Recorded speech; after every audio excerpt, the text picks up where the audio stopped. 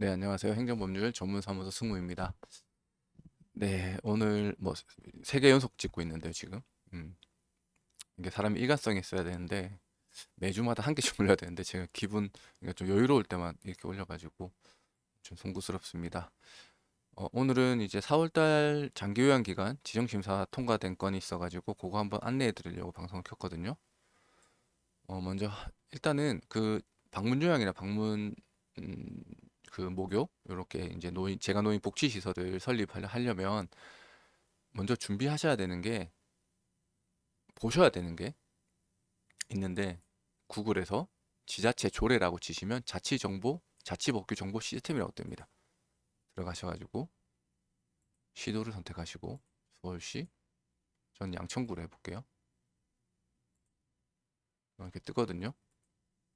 뜨면 여기서 현행 자치복귀의 상세 검색에서 장기요양기관 치시면 이렇게 뜹니다. 어, 여기서 별표를 한번 클릭하시고 띄워보면 뭐가 뜨냐면요. 음, 지자체 조례가 뜹니다. 이렇게 떠서 요거를 먼저 보시면서 하셔야 되고, 그리고 더 선행돼야 되는 건 뭐냐면 그 공무원분들하고 그 협의를 하셔야 돼요. 그냥 무조건 뭐 하겠다고 해서 저희한테 바로 전화 주시는 것도 좋은데 기본적으로는 이제 그 담당 공무원하고 먼저 가셔가지고 필요한 서류 목록을 받아오셔야 돼요. 그리고 그걸 받아서 어떻게 준비할 것인지 구상을 하시고 하셔야 됩니다. 뭐 첫 번째로 안내해 드릴 거는 양천구 거거든요. 양천구 거 4월 17일 날 통과됐는데 인지 올리네요. 게을러가지고. 네. 양천구 장기요양 지정심사표를 한번 볼까요? 그러면 음,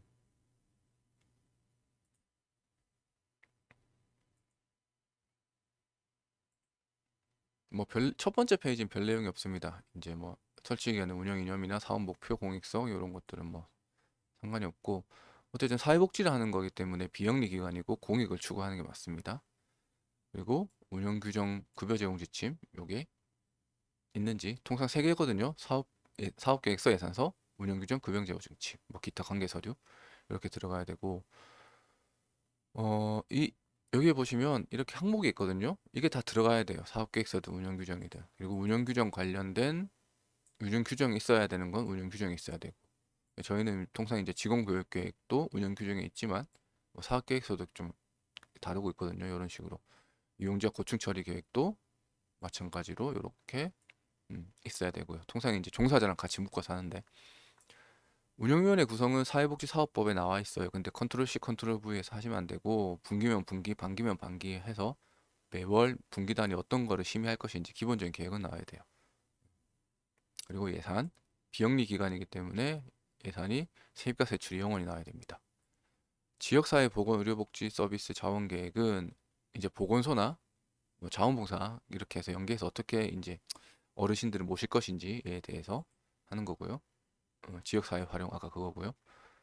부채는 없고 음, 표준근로계약서는 그 고용노동부에서 나온 걸 쓰는 건 아니고 보건복지부에서 하달린 게 있습니다. 그거 사용하셔야 돼요.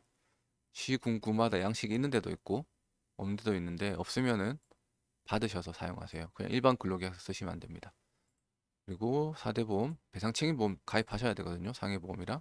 이게 뭐냐면 사회복지 공제회라고 하는 데가 있거든요. 거기서 보험 가입을 해줘요. 거기 들어가셔가지고 보험 가입 체결하시면 됩니다. 뭐 퇴직금이나 직원 처우 개선 이렇게 되고 이런 것들을 이제 인덱스 시키는 거죠. 이거는 몇 페이지 있다. 저건 몇 페이지 있다. 요거는 몇 페이지 있다. 이런 식으로 해서 이제 제출하시고 이제 지정심사 받으시고 하시면 되는 거죠. 그리고 두 번째로 밀양거 한번 볼게요. 음, 그 밀양도 4월 7일 날 받아서 네, 저희가 시설장님한테 전달해 드렸습니다. 밀양은 한번 볼까요? 어떻게 돼 있는지, 뭐가 다른지. 뭐 대부분 비슷해요. 기본적으로 비슷한데 약간 다른 경우도 있긴 해요. 근무 경력 이런 거 막 들어가 있죠. 1년 미만 0점이죠. 5점 미만, 5년 이상, 뭐 1년 미만 0점. 아, 이게 생각보다 커요. 이게 어떤 데는 마이너스 10점 되는 데도 있거든요. 그러면은 그냥 신규로 들어오시는 대표님들이나 시설장님은 안 받겠다는 거예요. 사회복지 시설에서 최소한 종합사회복지관급에서 시설급에서 경력을 쌓고 라는 건데 이게 몇 군데가 있어요. 그런 데가. 아, 그런 데는 사실 저희도 힘들어요. 서류가 접수됐다 하더라도 대표자님들, 시설장님들 자질평가에서 걸리는 거라서 이런 부분은 거의 힘들어요. 한 세 번, 네 번 정도 해야지 그나마 한번 붙여주더라고요. 음, 이렇게 규칙에 따라서 적정함에 마련되어 있는지 여부 이런 것들도 돼 있고요. 직원 교육 계획 똑같죠? 이용자 고충 처리 계획 똑같고, 이것도 똑같고, 똑같고. 근데 여기는 보건의료 있고 그게 없죠? 그 지역 자원, 자원봉사 이런 것들 이런 내용이 빠졌죠 밀양시는.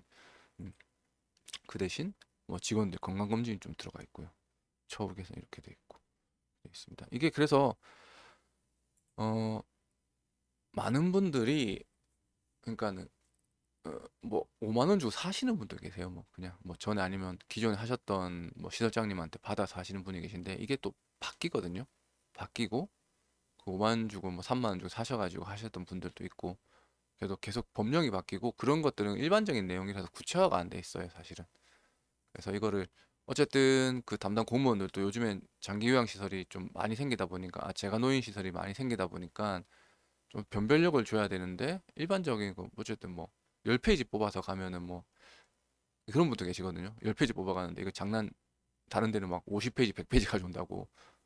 그래서 저희한테 의뢰하셔가지고 다시 이렇게 해서 하시는 분도 계시고 그런 분들이 계시고 그리고 코로나가 끝나다 보니까 이제 시설장님 이제 면접 프리젠테이션도 하는 데가 있어요. 한 일반 현황 한 PPT 한 5장 분량으로 그렇게 하는 데도 있고 어쨌든 근데 사업이라는 게 사실은 뭐 본인이 차곡차곡 쌓아가는 것도 중요하죠. 한 걸음 한 걸음 한 걸음 가는 것도 중요한데 근데 그런 시간에 사실 그 인허가 대리 이거는 정말 기본적인 거라서 수임료가 그렇게 많이 안 비싸거든요. 뭐 어디 컨설팅 같은 데 보면 뭐 100만, 200만 원 달라는 데도 있는데 그런데 불법 컨설팅이에요. 사회복지시설 인허가는 행정사하고 변호사밖에 못합니다. 법률 대리는 이런 의사 표현이잖아요. 법률에 따라서 의무나 권리에 대한 그런 효력을 발생시키는 건 법률행위인데 그게 불법 컨설팅, 사회복지 컨설팅이라는 그 이유 하나만으로 그런 이름으로 하는 업체들이 있어요. 어, 다 이제 협회에서 경찰 고발한다고 하는데 인허가는 행정사 아니면 변호사 하면 할 수가 없는 업무예요. 근데 불법 컨설팅 업체에서 100, 200만 원 주고 하신다는 거예요. 그것도 차라리 행정사는 더 싸요. 그거 절반 가격밖에 안 하는데 잘 모르시니까 거기 불법 컨설팅 업체 가서 100만, 200만 원 주고 했는데 떨렁 서류 10장 받아오고 이렇게 하면 속 터지죠. 네, 그렇게 하지 마시고 어쨌든 법률 대리를 할 수 있다는 말은 또 그 불법 컨설팅 업체들은 뭐냐면 전화를 할 수가 없는 거예요. 뭐 잘못돼도. 그러면서 뭐 친구라고 하시면 됩니다. 뭐 삼촌이라 하시면 됩니다. 뭐 일 도와주시는 사람이라 하시면 됩니다. 요즘 공무원들도 행정사법에 그런 게 알기 때문에 그 사람이 인허가 대리가 없다는 걸 알기 때문에 불법 컨설팅 전화 오면은 응답을 안 해줘요. 개인정보보호법 뭐 이런 것들 때문에. 근데 그러니까 점점 입지는 좁아지는 거죠. 불법 컨설팅 업체들은 뭐 삼촌이라고 하세요. 뭐 아는 동생이라고 하세요. 웃기죠? 아는 동생이 왜 도와주죠? 아무튼 뭐 그런 거 돈은 돈대로 들고 허가는 허가대로 안 나고 손해배상 해달라고 하니까 그 환불해달라고 하니까 차일피일 미루고 전화 안 받고 그런 거 많죠. 그러니까 그렇게 불법 컨설팅 업 찾아가셔가지고 돈 날리고 시간 날리지 마시고 어쨌든 우리나라에서 법령에 따라서 인허가를 대리할 수 있는 행정사잖아요. 변호사와 똑같이 법률 대리를 할 수가 있다는 말이에요. 더 비용도 저렴하고 신뢰성도 있는 행정사 찾아서 굳이 뭐 저희한테 안 하시더라도 다른 행정사님 찾아가셔가지고 이렇게 의뢰하시는 게 속 편하시고 사업 준비하시는 게 낫습니다. 이거 한 3번 빠꾸 나오면 이거 쉽다고 해가지고 어떤 분들 덜컥 사무실 계약하고 했는데 한 3번 정도 빠꾸 맞고 월세 3개월치 날리신 분 되게 많으세요. 뒤늦게 이제 저희 쪽에 찾아오셔가지고 저희가 한 번에 통과드린 경우도 많은데 그렇게 하지 마시고 사업은 준비하시고 수급자 어르신들 모으는데 치중하시고 이런 인허가는 행정사들이 대신해서 해드릴 테니까 차라리 그 시간에 그 비용 훨씬 더 이득이래요. 그러니까 불법 컨설팅 업체 가지 마시고 저희 쪽에 오셔가지고 꼭 저희가 아니더라도 다른 행정사 사무소 가셔가지고 양질의 인허가 법률 대리 서비스를 받으시기 바랍니다. 아무튼 오늘 뭐 별 내용이 없어가지고 오늘 이상으로 세 번째 방송 마치겠습니다. 네, 감사합니다.